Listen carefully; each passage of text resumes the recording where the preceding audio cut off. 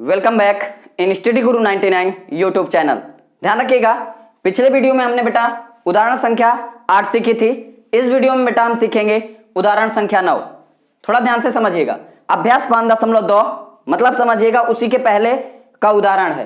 कह रहे रुपए 1000 अर्थात 1000 रुपए की एक धनराशि, ठीक है, 8% वार्षिक साधारण ब्याज की दर पर निवेश की जाती है। मतलब निवेश करने का मतलब होता है किसी काम में लगाई जाती है। कह रहा प्रत्येक वर्ष के अंत में ब्याज परिकलित कीजिए। कह रहा प्रत्येक वर्ष के अंत में ब्याज परिकलित करना है। क्या ये सब ब्याज एपी बनाते हैं? हमें चेक करना है क्या ये एपी बनाते हैं।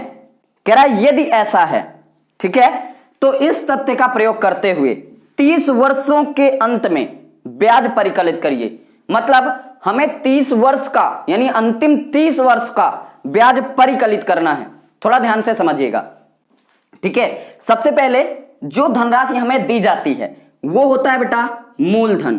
क्या होता है बेटा? मूलधन। थोड़ा ध्यान से समझिएगा, हल, ठीक है, मूलधन। बेटा मूलधन अर्थात मूलधन पी कितना दिया गया बेटा? 1000। कितने रुपीस है बेटा? 1000।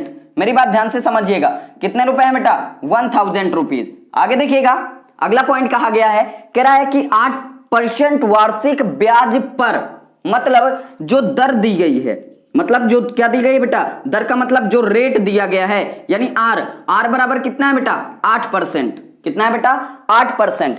तो कह रहा प्रत्येक वर्ष के अंत में ब्याज परिकलित करना है। मतलब ब्याज परिकलित कीजिए और एपी बनाते हैं या नहीं, तो यहां पर थोड़ा ध्यान से समझिएगा। लिखेंगे प्रथम वर्ष, तो प्रथम वर्ष अर्थात पहले साल का, तो समय कितना हो गया बेटा? 1 वर्ष, ठीक है। अब फार्मूला लगा देंगे, तो क्या निकालना बेटा? थोड़ा ध्यान से समझिएगा। साधारण ब्याज पर निवेश की जाती है, तो कह रहा वर्ष के अंत में ब्याज परिकलित कीजिए, ठीक है। तो थोड़ा ध्यान से समझिएगा, देखिएगा। अब यहां पर क्या करेंगे? साधारण ब्याज बराबर क्या लगा देंगे बेटा? फार्मूला। अब साधारण ब्याज, मेरी बात ध्यान से समझिएगा, साधारण ब्याज, तो साधारण ब्याज बराबर फार्मूला क्या होता है बेटा? PRT upon 100।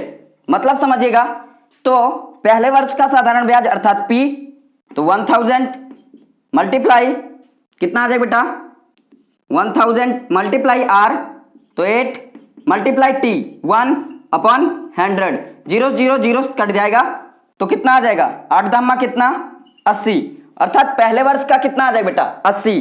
ठीक इसी प्रकार बेटा दूसरे वर्ष का निकालेंगे, तो दूसरे वर्ष का कितना आ जाएगा? समय बराबर बेटा 2, ठीक है। फिर से वही फार्मूला PRT अपॉन 100, साधारण ब्याज PRT अपॉन 100, ठीक है। तो कितना आ जाएगा? P का मान कितना? 1000 मल्टीप्लाई R 8 मल्टीप्लाई T कितना है बेटा? 2, ठीक है। 0 0 0 से 0, ठीक है। 8 दाम 80 गुणे 2, 8 दूनी 16, 160। कितना आ जाएगा बेटा? 160। इसी प्रकार बेटा तीसरे का निकालते हैं, तो साधारण ब्याज बराबर PRT अपॉन 100। थोड़ा ध्यान से समझिएगा, ठीक है। समय कितना है बेटा? T है, हमें दिया गया 3 वर्ष, तो P की वैल्यू कितनी बेटा? 1000 1000 गुणे R कितना है बेटा? 8%, T 3 अपॉन 100। 0 से 0 0 से 0, 80 गुणे 3, 8 3 कितना? 24, 240। मतलब समझिएगा, इसी प्रकार बेटा हम चौथे का, पांचवें का, छठवें का निकाल सकते हैं। चेक करते हैं क्या एपी है या नहीं, ठीक है। सबसे पहले क्या आया बेटा? तो सबसे पहले आया बेटा 80, 160, 240, डॉट डॉट डॉट डॉट, ठीक है। थोड़ा ध्यान से समझिएगा। अब हम डी निकालते हैं, तो डी बराबर क्या करेंगे बेटा? A1 A2 A3, तो 240 माइनस का 160, माइनस करेंगे तो कितना आ जाएगा बेटा? 80, ठीक है। अगर अब सार्वंतर यानी जो हमारा पदांतर है, यदि हमारा पदांतर बराबर आ जाता है तो बेटा एपी है, और यदि पदांतर बराबर नहीं आता है तो बेटा एपी नहीं है। आगे देखिएगा, डी बराबर 160 माइनस का 80, माइनस करते हैं तो ये भी कितना आ जाएगा बेटा 80। तो गौर से समझिएगा, पदांतर हमारा बराबर है, अतः यह एपी है, अतः यह क्या है बेटा एपी है। और साथ में बोला था यदि ऐसा होता है, अर्थात कहने का मतलब क्या, यदि एपी है तो आपको करना काम क्या करना है बेटा, इस तथ्य का प्रयोग करते हुए 30 वर्षों का बेटा, यानी हमसे कहा गया बेटा कितने 30 वर्षों का, कितने वर्षों का बेटा, थोड़ा ध्यान से समझिएगा, हमसे कहा गया बेटा कितने वर्षों का, 30 वर्षों का निकालना है। कितने वर्षों का, 30 वर्षों का, ठीक है। तो थोड़ा पॉइंट से समझिएगा, 30 वर्षों का निकालना है, अर्थात टी बराबर कितना 30, टी बराबर कितना 30। एक गौर से देखिएगा, अंत में बोला है ना, तो इसको हम मान लेते हैं बेटा एन बराबर कितना दिया गया बेटा, मान लिया 30 वर्षों का, सॉरी, तो हमें एन कह रहा है निकालना, अंतिम वर्ष का निकालना है। तो यहां पर गौर से देखिएगा, टी की वैल्यू 30, अर्थात जो एन की वैल्यू है वो भी कितनी है बेटा 30। करते क्या है, इसमें फार्मूला लगा देते हैं। क्या लगा देते हैं बेटा, फार्मूला हमें पता है कि एन बराबर a plus n minus 1 into d, मतलब समझिएगा एन बराबर a plus n minus 1 into D.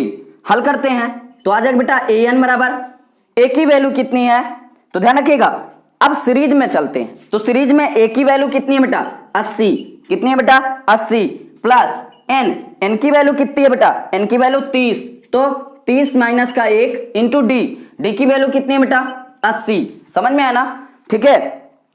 तो देखिएगा आगे क्या करेंगे, अब इसको सॉल्व कर लेते हैं, तो कितना आ जाएगा, थोड़ा गौर से समझिएगा, ठीक है। आ जाएगा बेटा एन इक्वल 80 प्लस 30 में एक घटा देंगे तो कितना आ जाएगा बेटा 29, और गुणे का कितना 80, ठीक है। इसको सॉल्व करते हैं तो एन इक्वल 80 प्लस, ठीक है, 8 9 72, 8 दूना 16, ठीक है, और 16 7 कितने भाई 8 8 9 72, 72 की 2 हंसिलाएं 7, ठीक है, 8 दूना 16, तो और 16 7 कितने बेटा, तो ध्यान रखिएगा 23, कितना बेटा 23। समझ में आया ना, तो एन बराबर कितना आ जाएगा, इसको ऐड कर लेंगे 2 8 3 11 2 1 3, तो कितना आ जाएगा बेटा 312, कितना आ जाएगा बेटा 312। मेरी बात ध्यान से समझिएगा, सॉरी, फिर से इसको सॉल्व करते हैं, ठीक है। इसका इसमें